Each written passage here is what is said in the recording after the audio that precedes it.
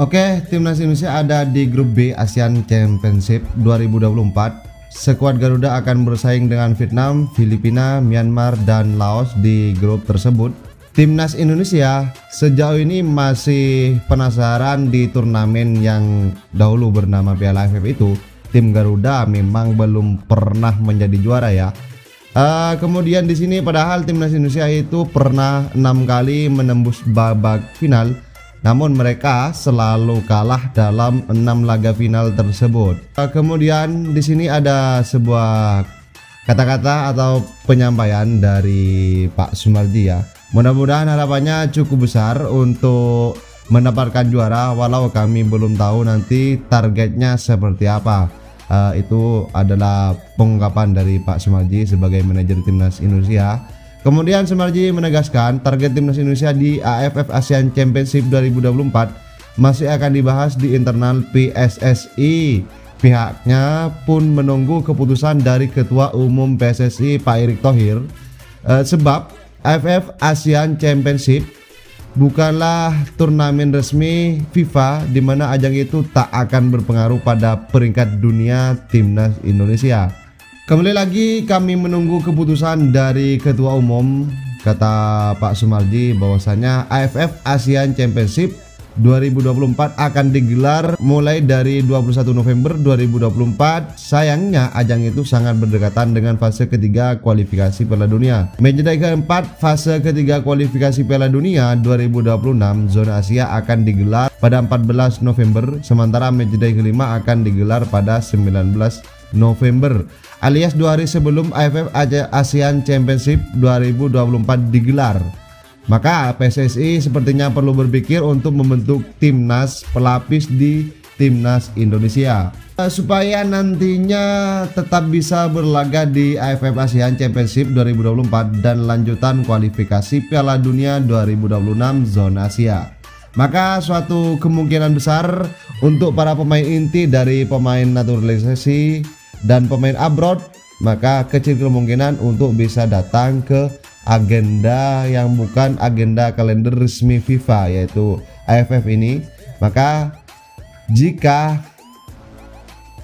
target utama Indonesia itu di bawah kepemimpinan Pak Erick Thohir, targetnya adalah kualifikasi Piala Dunia, maka sebagai ajang trial untuk para pemain, khususnya pemain Liga 1, untuk menambah jam terbang, maka AFF adalah sebagai bentuk menambah jam terbang dari para pemain-pemain lokal kita ya.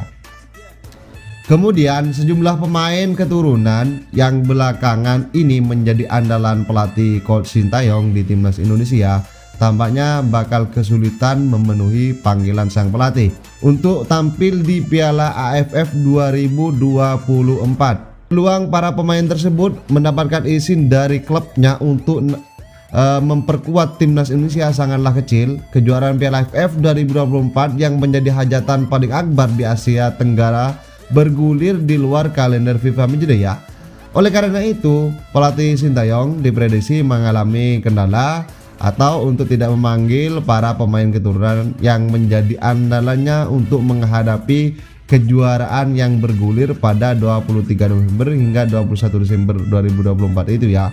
Setidaknya ada beberapa nama pemain penting di timnas Indonesia yang kemungkinan besar bakal kesulitan mendapatkan lampu hijau dari klubnya masing-masing. Mengingat legenda AFF ini adalah tidak ada di kalender FIFA ya. Nama pertama yang kemungkinan besar itu tidak akan tampil di ajang Piala AFF ini adalah ada nama Profesor Tom Haye ya. Masa kerja Tom Haye bersama SC Heerenveen bakal segera berakhir musim ini. Sejauh ini gelandang berusia 29 tahun itu belum memperlihatkan titik terang soal klub yang bakal menjadi pelabuhan barunya. Dengan kondisi seperti ini, pemain kelahiran Amsterdam itu sangat mungkin absen membela timnas Indonesia di Piala AFF 2024, sebab Tom Haye akan terlebih dahulu mengukuhkan posisi sebagai pemain utama di klub barunya.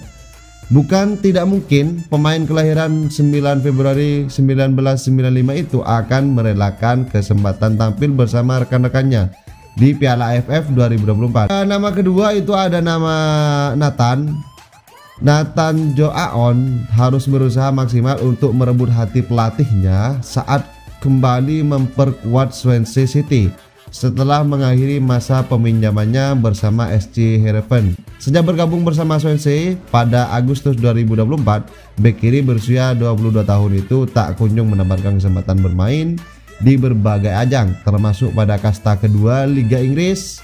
Oleh karena itu, presentasi keberhasilan PSSI untuk mendapatkan Nathan sangatlah kecil.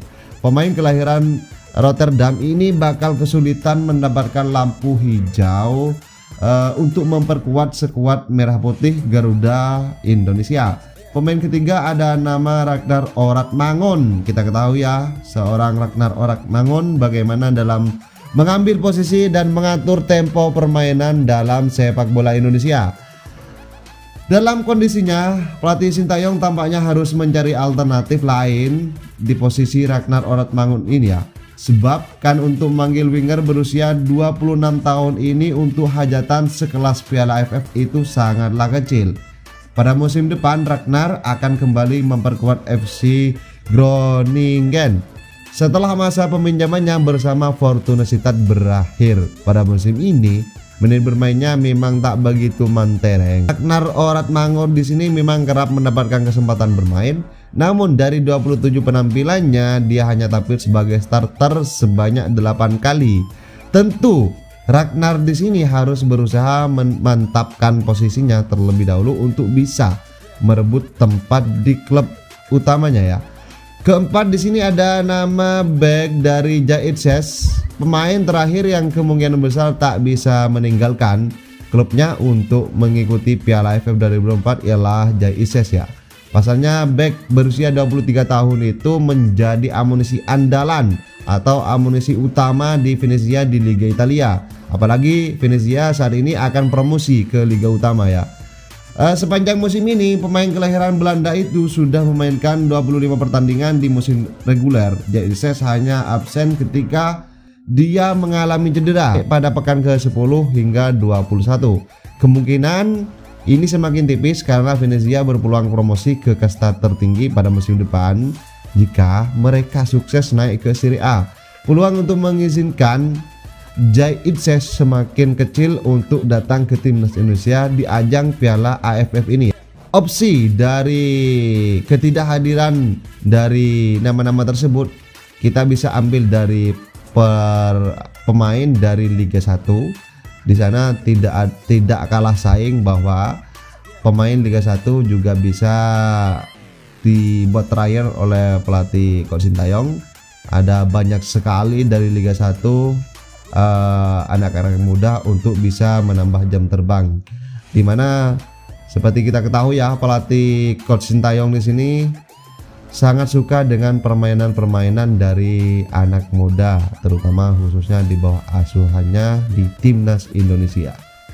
Oke, bagaimana menurut kalian? Jangan lupa tulis di kolom komentar di sini ya.